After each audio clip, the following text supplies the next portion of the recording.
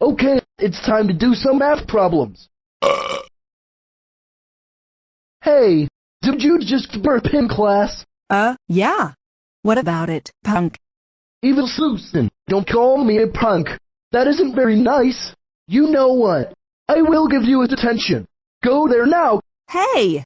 There's no way I am going to detention. Excuse me, don't talk back at me like that. It's either detention or principal's office. Neither, you stupid purple dinosaur.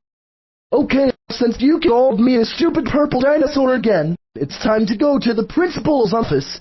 Go there right now.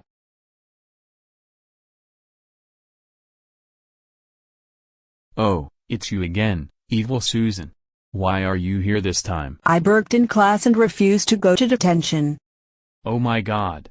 I can't believe you burped in class and refused to go to detention. That's it. You're suspended for 3 days. Go home right now.